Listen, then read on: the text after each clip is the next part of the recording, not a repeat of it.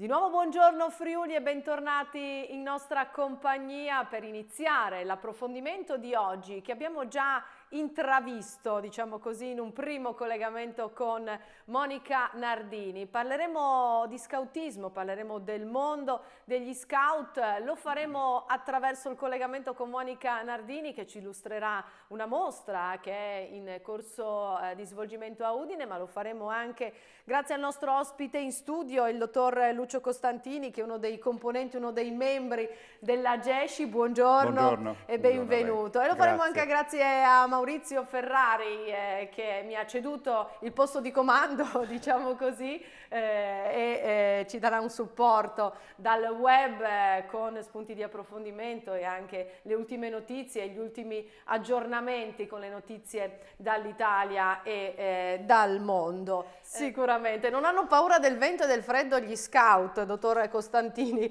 Noi siamo abituati ad immaginarli con i calzoncini corti, il cappello, è sempre quello il loro abbigliamento, estate, inverno, primavera, sempre così? Dovrei dire ahimè per certi aspetti, sì, c'è un uniforme che li contraddistingue, come lei ha detto c'è un cappello a larghe tese, c'è una camicia azzurra o verde o cacchi a secondo del tipo di appartenenza, a secondo quindi delle associazioni presenti in Italia e anche all'estero. Ma ci racconta qualcosa di più su questo mondo degli scout che forse in tanti non conoscono? Sì, è una realtà che nasce a inizio secolo, giusto? È una realtà che nasce a inizio secolo, esattamente nel 1907, grazie all'intuizione e anche all'energia, alla fantasia, all'immaginazione di un ufficiale dell'esercito di Sua Maestà Britannica, Baden-Powell, che poi per i suoi impegni pedagogici venne riconosciuto come Lord, creato Lord dalla regina allora. Nasce nel 1907 quando questo personaggio si rende conto dello stato di forte degrado in cui vivono i giovani inglesi, e questo accade al suo rientro da una lunga campagna militare che egli aveva trascorso in fondo all'Africa, nell'Africa del Sud. Grazie a delle persone che lo seguono e lo sostengono, riesce quindi a creare il primo embrione di scout, facendo nel 1907 un primo campo sperimentale in un'isoletta al largo del Dorset. Lo scautismo pian piano, incredibilmente, si espande e si espande con grande velocità e si estende, come attualmente è, a tutto il mondo.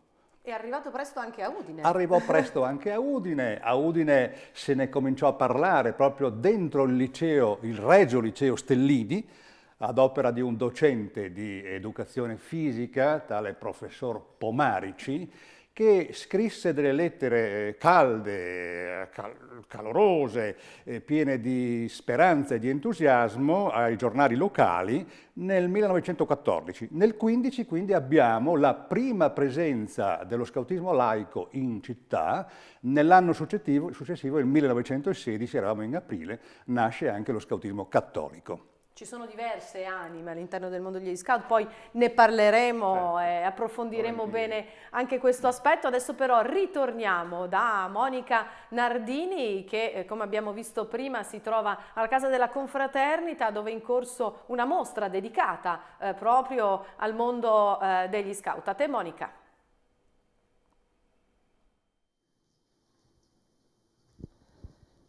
Mondo degli scout che si è dunque sviluppato sempre di più. Sono in compagnia di Alessio Vicario, curatore della mostra proposta dunque qui sul Colle del Castello, è anche responsabile del centro documentazione scout della GESCI Friuli, dunque che ha raccolto importantissime testimonianze sugli oltre 7.000 scout, dico bene, che raggiunsero il Friuli per dare una mano nell'estate del 76. Beh, questa mostra è nata principalmente con l'intento di ringraziare queste persone dopo 40 anni. Per quell'occasione abbiamo pensato di ricontattarne il più possibile e molte ci hanno risposto, molte ci hanno mandato su tutto il materiale che vedete qui esposto nella mostra, ci hanno mandato su fotografie, ci hanno mandato su filmati, ci hanno mandato su testimonianze scritte apposta per noi, tutte cose che potete poi vedere qui nella mostra. Adesso vi ringraziamo anche perché ci avete dato la disponibilità di mostrarle in anteprima. Abbiamo tantissime fotografie che la regia starà mostrando proprio raccolte per questa occasione. Dunque, qua ci sono però tantissimi anche documenti, quaderni che riepilogano un po' la quotidianità di quanto fu. Sì, ci sono molti documenti, sono tutti quasi inediti. Qui per esempio ci sono i documenti originali dei campi base, ovvero c'è il diario settimanale che ogni capocampo aveva l'obbligo di redigere, questo per lasciare il lavoro da fare al capocampo successivo. Ci sono i quaderni con annotate gli arrivi e le presenze di tutti gli scout. Dovevano restare qui una settimana, avevano turni di una settimana per il fatto che venivano da lontano, quindi insomma dovevano essere soprattutto autonomi logisticamente come vitto e come alloggio, quindi senza pesare sulle popolazioni colpite dal terremoto, questo era un obbligo. Per cui avevano questi turni di una settimana e si possono vedere sia sul planning là come si dice? Ci sono tanti documenti, però adesso mi accennava al fatto che per esempio il quaderno uno dei quaderni che c'è in questa bacheca era una sorta di WhatsApp dell'epoca. C'è un messaggio in particolare messo in evidenza, perché la pagina è proprio aperta su di esso. Sì, è aperta non a caso, insomma. Per esempio ore 17. Ore 17 del 22 giugno del 76 si mette una nota per segnalare che il giorno dopo sarebbe arrivato Zamberletti e quindi bisognava prepararsi a questo arrivo, insomma, quindi fargli vedere com'era la gestione dei campi base scout, l'organizzazione, queste cose qua, insomma. Poi ci sposteremo proprio in un altro angolo di questa mostra, proprio per un documento a cui tenete molto, riguardante proprio Zamberletti. A tra poco. Grazie a Monica Nardini anche per questo collegamento. Maurizio, ci sono delle ultime ore, degli spunti? Prima dell'ultima ora, su consiglio anche del nostro ospite in studio, ho aperto quella che è la pagina scout.org, che è appunto dedicata al mondo degli scout, in cui c'è tra l'altro un particolare counter, subito sotto, che conta di fatto il cosiddetto Service Hours and Counting, sono le ore di servizio e si sottolinea anche come ogni azione conti con tutti i progetti che sono aperti in giro per il mondo. È una bella iniziativa anche per fare un po' capire, insomma, quelle che sono le ore effettivamente di impegno di questi ragazzi.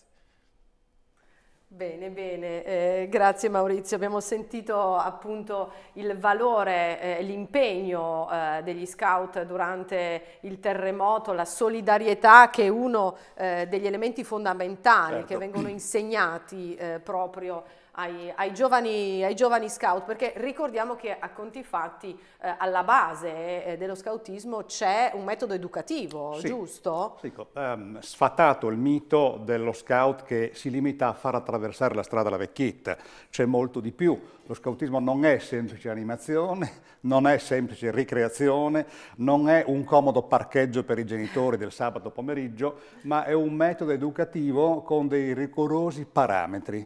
E quindi si propone ai ragazzi con l'intento di dar loro opportunità di crescita, ma ha una caratteristica particolare che lo differenzia secondo me addirittura dall'educazione di tipo scolastico, in quanto il ragazzo viene accolto nella sua interezza e il metodo scout si applica a lui considerandone i diversi aspetti della personalità.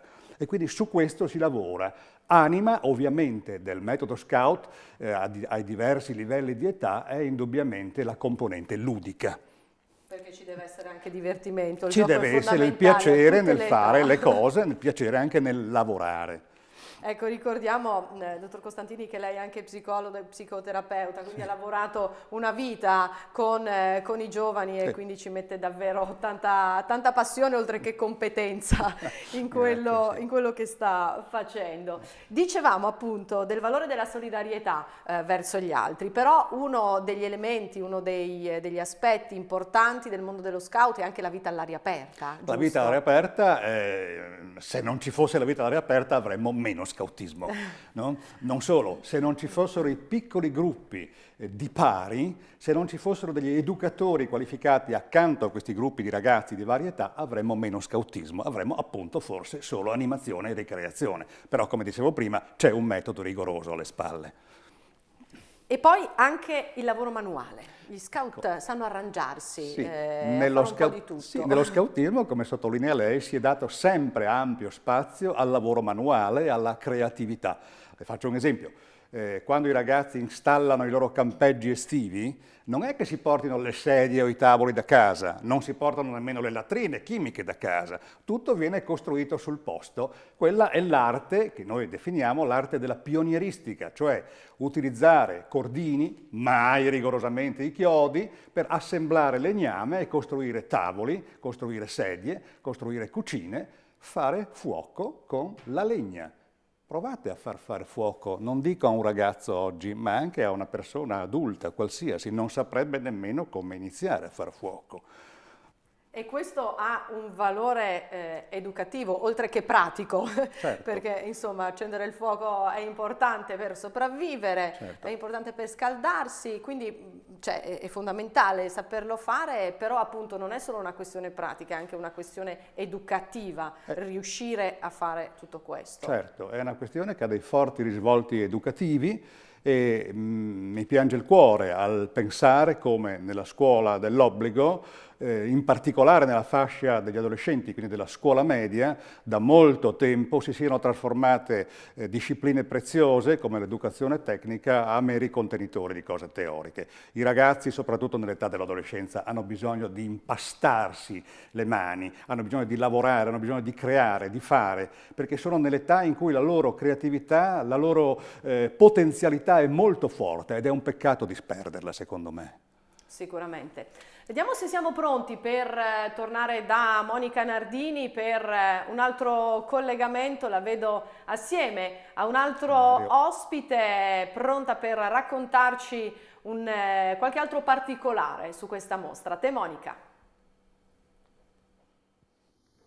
Sono in compagnia di Mario Gasparetto, un altro protagonista di questa iniziativa, ma soprattutto dei soccorsi che ci furono da parte degli scout in Friuli, dunque nell'estate del 1976. Mario, lei fu operativo ad Oseacco. Sì, noi salimmo ad Oseacco in Varresia il giorno successivo, il 7 pomeriggio già piantavamo le prime tende in un paese dove non era ancora arrivato nessuno. Tra i molti ricordi che ha, sia a livello di audio che appunto di immagini, il primo che le viene in mente di quei momenti? Ma il primo che mi viene in mente sono le gerle, dirò una cosa forse un po' strana, le gerle in senso di un Friuli che non c'è più. Là tutte le donne si muovevano con la gerla, la vediamo anche nel filmati che ho realizzato all'epoca. Lei appunto è autore anche di un filmato intitolato La terra può tremare, non a caso perché appunto un motto di allora fu appunto la terra può tremare ma la volontà no. Sì, non proprio nei primissimi giorni, ma da quelli successivi e per tutta l'estate fino alla dismissione delle tendopoli, quando salivamo in Varresia, ho realizzato dei brevi spezzoni in Super 8 allora, che adesso sono stati digitalizzati, e ne è venuto fuori questo filmato che è rimasto per tanti anni nella mia cantina e che oggi invece rilancia un messaggio. La vediamo anche in un'immagine che appunto è stata scelta per questa esposizione, per appunto pubblicizzare questa esposizione all'opera ai tempi con diversi scout. Il primo, indichi pure con la sua mano, eccola lì. Quindi la vediamo in compagnia di altri giovanissimi scout, si è creata allora un'importante sinergia che è stata mantenuta nel tempo. Ma si è creato una sinergia ma anche una simpatia con i paesani, se è vero che 40 anni dopo siamo stati riconosciuti, ospiti, graditi, e quelli che allora avevano 14 anni, che oggi sono dei tranquilli signori di mezza età, comunque sono delle persone sempre ben volute lassù perché hanno ricordo di questi ragazzi che tra l'altro qua non si può vedere perché era un bianco e nero, vestivano la camicia rossa, vengono ricordati come i garibaldini. C'è un altro ricordo molto curioso che lei ha anche immortalato nel suo documentario La terra può tremare, riguardante un matrimonio. Sì, è stato il primo matrimonio celebrato in Friuli dopo il terremoto, domenica 13 maggio. Lino e Loretta Madotto hanno detto loro sì davanti al parroco in un altare allestito sul prato della Tendopoli. Momenti molto intensi. Momenti molto intensi, anche tutti i mass media che allora si concentravano essenzialmente su Gemona, Osoppo, sui grandi centri, sono saliti tutti in Varresia a documentare questo evento che testimoniava la voglia di vivere, la voglia di continuare nonostante tutto. Grazie Mario, a voi. Grazie Monica, sono belle queste immagini, chiedo alla regia di mandarle anche a schermo intero perché ci mostrano appunto questo matrimonio celebrato nella Tendopoli a pochi giorni dal matrimonio, ecco le vediamo, immagini davvero belle, immagini davvero preziose, inedite, tirate fuori dalla cantina come ci ha detto prima il signor Gasparetto, vediamole ancora perché sono immagini belle che forse in pochi hanno visto finora, ma che ci raccontano un po' anche la voglia di ripartire dopo una tragedia come è stata appunto quella del terremoto.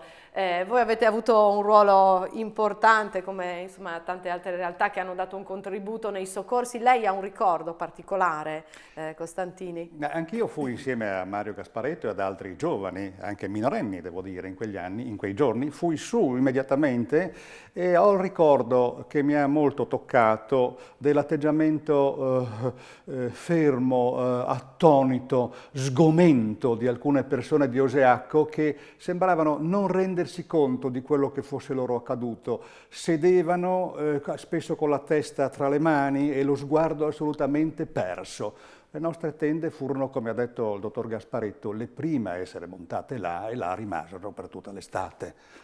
Per tutto l'estate, C'è appunto un prima piccolo della dettaglio, scorsa di se me lo settembre. consente, quando a distanza di 40 anni questo filmato realizzato dal dottor Gasparetto venne proiettato proprio a Oseacco, la sorpresa grande fu la presenza degli sposi che si rividero per la prima volta in questo film di cui non sapevano. È un momento di grande festa tra la popolazione. Esattamente, ma torniamo a parlare degli scout di Udine anche. Dottor Costantini, ci descrive la realtà, in quanti siete, dove siete, cosa fate? Dunque, la realtà udinese è abbastanza composita, nel senso che esistono diverse anime dello scautismo. Intendo dire che se i principi di base del metodo educativo scout restano gli stessi, questo viene declinato in maniera diversa a secondo delle associazioni presenti. Quindi abbiamo uno scautismo laico rappresentato dal Corpo Nazionale Giovani Esploratori ed Esploratrici Italiani. Abbiamo la GESCI, cioè Associazione Guide e Scout Cattolici Italiani, abbiamo gli Scout d'Europa Cattolici e abbiamo presente anche il Movimento Scout Cattolici Italiani. Una realtà composita che ci fa capire come la nostra città, tutto sommato, e non da oggi, bensì da un ieri piuttosto remoto, si possa qualificare proprio come una città scout in senso pieno. La proposta è quella del metodo educativo, che propone in buona sostanza ai ragazzi, a cominciare dai 7-8 anni in su, di vivere una realtà dinamica, attiva, in piccoli gruppi, dove l'apprendimento delle cose da fare e da poter riutilizzare nella vita comune, così anche nella vita propriamente scout, durante i campeggi estivi, le uscite, eccetera, è qualcosa che viene vissuto e trasmesso in continuazione, è una sorta di educazione tra pari. Oggi si parla, ben a proposito, secondo me, in campo scolastico, della cosiddetta peer education, cioè ragazzi che educano coetanei, cioè che si educano tra loro. Mi viene da dire che la scoperta dell'acqua calda, lo scautismo l'ha scoperto nel lontano 1907, non c'è mai nessuno che ti impone delle idee, ma c'è qualcosa che tu, con l'aiuto di educatori qualificati e di ragazzi più grandi, pian piano cominci ad apprendere. Per tornare a Udine, se me lo consente, un richiamo molto remoto per far capire le nostre antiche radici. Nel 1917, lo sappiamo bene, ci fu la dolorosa ritirata di Caporetto, la città si svuotò quasi completamente. I ragazzetti, giovani ragazzi del gruppo scout cattolico, se ne andarono profughi a Firenze.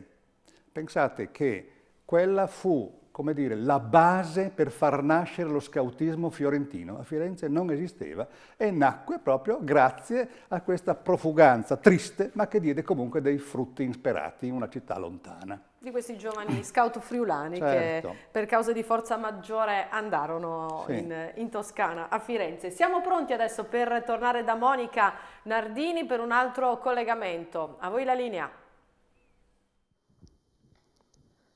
Sono in compagnia di Nino Giammario, un altro scout dal 56 che diede una mano al Friuli terremotato. Siamo vicini a un pannello che mostra alcune immagini di una tendopoli che fu allestita a Chiusaforte. Il signor Nino in realtà contribuì alla tendopoli ad Artegna, vero? Esattamente, io ho un ricordo particolare di Artegna.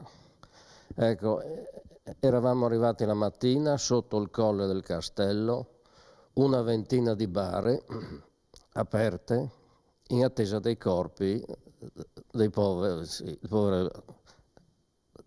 abitanti di Artegna che man mano venivano recuperati. Nella tendopoli che stavamo allestendo ricordo le anziane del paese con il fazzoletto nero sulla testa.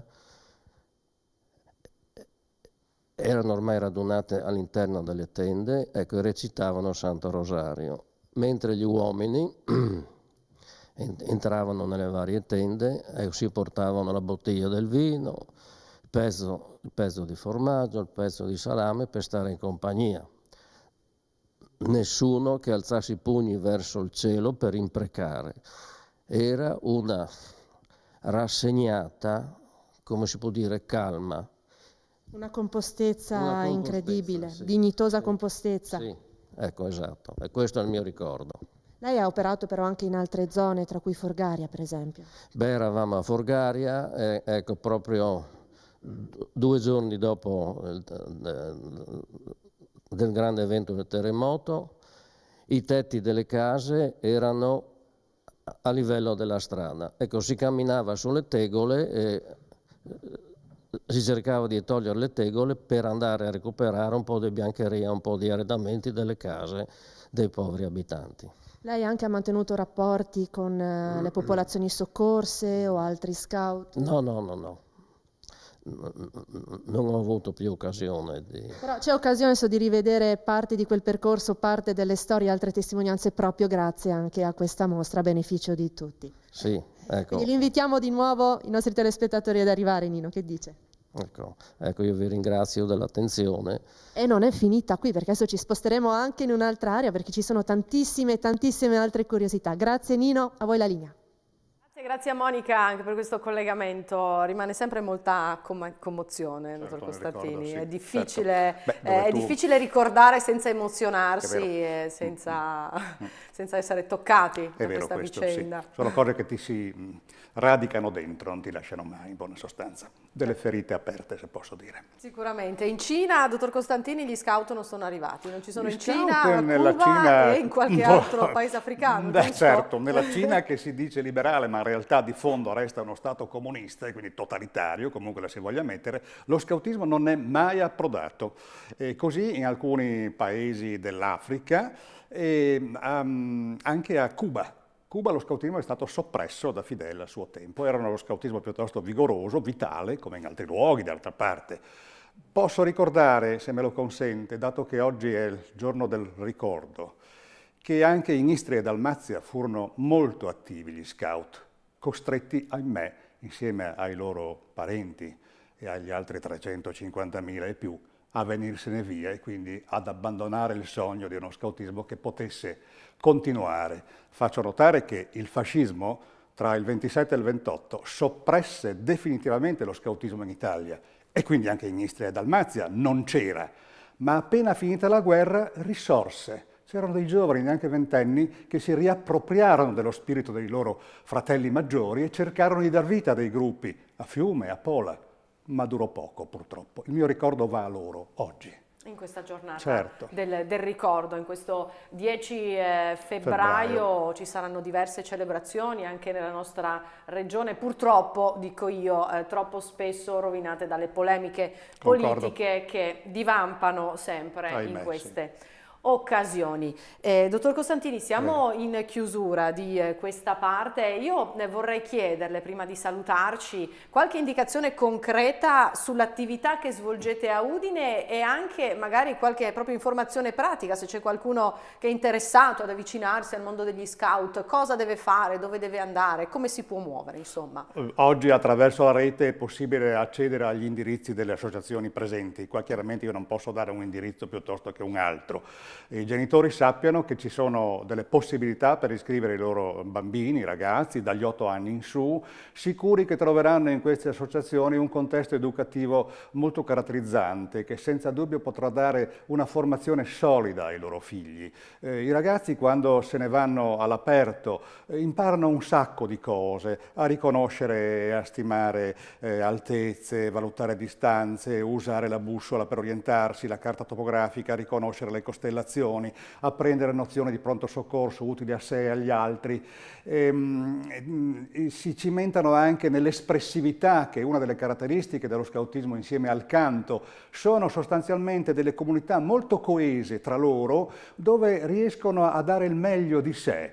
È un contenitore sano. Se io mi guardo intorno e scopro quello che accade, soprattutto agli adolescenti, mi verrebbe da dire troppo spesso ripiegati sul loro ombelico, ma potrei dire più che ombelico il loro telefonino, sono giovani che ormai, lo riconoscono gli esperti, camminano con la testa reclinata e quindi non sono in grado di tenerla con lo sguardo rivolto all'alto. Ecco, io dico, lo scautismo consente questo, dà la possibilità ai ragazzi di guardare in alto e lontano, dando loro la consapevolezza che possono formarsi, ma che la formazione che riceveranno aiuterà certo alla loro crescita personale, ma li aiuterà a donarsi a coloro che li circondano.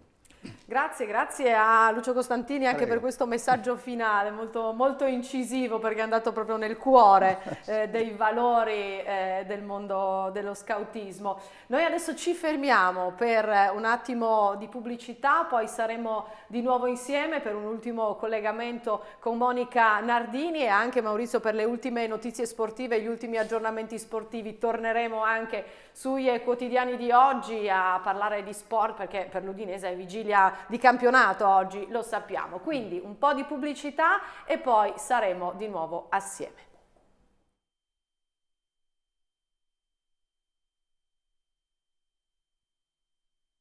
Di nuovo in diretta per l'ultima parte di Buongiorno Friuli, ennesima staffetta tra me e Angela Caino. Prima però di andare a leggere un po' quelle che sono le tematiche principali dello sport nazionale in edicola questa mattina con la Gazzetta, che abbiamo già intravisto con la prima della Rosea qualche minuto fa, torniamo ancora a collegarci con Monica Nardini per chiudere quello che è l'argomento di quest'oggi, il mondo degli scout. Linea a te, Monica, con i tuoi 3 ospiti. Sono in compagnia di nuovo di Alessio Vicario, sono accanto a uno dei documenti appunto a cui abbiamo accennato, di cui gli scout della GESCI vanno più fieri, in ricordo proprio di quel periodo del 76. Beh, questa è una lettera dell'allora commissario Zamberletti, in cui riconosce che gli scout, con la loro organizzazione, con il loro modo di strutturarsi all'interno di questo servizio, meritano insomma di essere lasciati andare avanti per conto loro, per cui ci riconosce un qualcosa che ho scritto anche qua sopra, che per noi è fondamentale, cioè il fatto di mettere come nostro onore il meritarci la fiducia degli altri. Zamberletti con questa lettera ci dice: agite pure a nome mio, se vi creano problemi presentatela, fatela vedere, insomma, ecco, quindi... Alessio, di lettere, di testimonianze, come detto, ce ne sono molte. Fino a quando sarà possibile visitare questa mostra? Allora, la mostra è aperta tutti i sabati e le domeniche fino al 26 di febbraio. Tra i molti documenti c'è anche il titolo di un articolo che dice: la lezione del terremoto servirà ai giovani friulani. È servita in base a quanto emerso anche dalla documentazione, dalle testimonianze? Beh, è servita sì, perché insomma credo che la gratitudine di questa terra sia famosa È servita perché dopo 40 anni possiamo comunque mantenere ancora questo tipo di rapporto, insomma, quindi questo rapporto di fiducia che si è creato al tempo rimane ancora. E lo chiediamo conferma anche di questo, anche alle nuove leve dello scautismo, anche del territorio. Non solo, accanto a me ci sono Elisa Londero e Flavia Blasotti, proprio del gruppo Gemona I della GESCI. Un gruppo che tra l'altro è molto attivo ancora nello spirito di solidarietà, in questo caso quest'anno anche in soccorso delle popolazioni del centro Italia. Sì, proprio in risposta a quello che è stato l'evento Pensieri per Domani sulle pietre di ieri fatto a giugno, abbiamo pensato di rispondere concretamente alle testimonianze che abbiamo ricevuto agli scout di 40 anni fa che sono ritornati a Gemona, proprio andando a creare un altro progetto, incroci di vite e di terre, in cui ospiteremo le popolazioni, i gruppi scout delle Marche colpite, che non hanno più né le sedi dove poter fare le riunioni, tantomeno le case per poter fare i campi. Poi avete esteso l'invito anche all'Umbria, ad altri gruppi? Sì, ci stiamo lavorando e quindi adesso un po' il gruppo di Grottammare di Matelica hanno già dato conferma e quindi adesso ci stiamo organizzando su questo. Chiaramente apriamo il più possibile, anche perché la volontà è estesa da tutta la regione scout del Friuli e quindi è bello anche che si muova una regione intera in soccorso di quelle che sono state colpite. Lisa, sia tu sia Flavia avete vissuto anche in famiglia questo percorso dello scautismo. Chiedo anche a Flavia che ricordo ha da parte dei suoi genitori di quanto fu il terremoto, di come lei comunque ha percepito tutto questo e come adesso sta anche agendo sul fronte della solidarietà anche lei per l'attualità. Beh, sì, e la mia famiglia è stata è colpita, sì, e per fortuna anche senza grosse perdite. È comunque un evento stato molto traumatico e molto importante, veramente sì, è segnato, però anche loro e si ricordano è sempre sì, e della solidarietà è ricevuta. Poi anche mio zio ha continuato a fare scout e poi si ricordano anche della solidarietà anche di gruppi non scout. Loro per esempio sono dovuti andare via in Lombardia, ospiti lì di un'altra famiglia, ed è comunque la gratitudine sì, e c'è sempre. Voi la state anche rivivendo quindi con queste altre nuove iniziative che state portando avanti. Un ultimo commento rilancia a chi fosse interessato, le famiglie che volessero mandare i propri figli o che non hanno fatto un percorso nello scautismo ma sono incuriosite. Cosa diciamo? Che invito facciamo? Beh, che a scout è un'attività a tutto tondo, si gioca, si vive nella natura e si approfondiscono cose che magari con altre attività non si fanno. È un gruppo dove il senso di comunità è molto forte, si creano dei forti legami e si vivono esperienze appunto e magari che in altri posti sì e non si fanno. Ad esempio, non so, noi quando eravamo più giovani e c'era stato il sisma in Abruzzo, siamo state in Abruzzo. Se avessimo fatto pallavolo magari non avremmo... Elisa, annuisce. Annuisco. Sì. Grazie allora Flavia, grazie Elisa, grazie anche a Alessio e a tutti gli ospiti intervenuti in questa diretta mattutina dalla mostra Friuli 1976, Mani per servire e tutte. Ovviamente vi invitiamo a venirla a visitare entro dunque il 26 febbraio.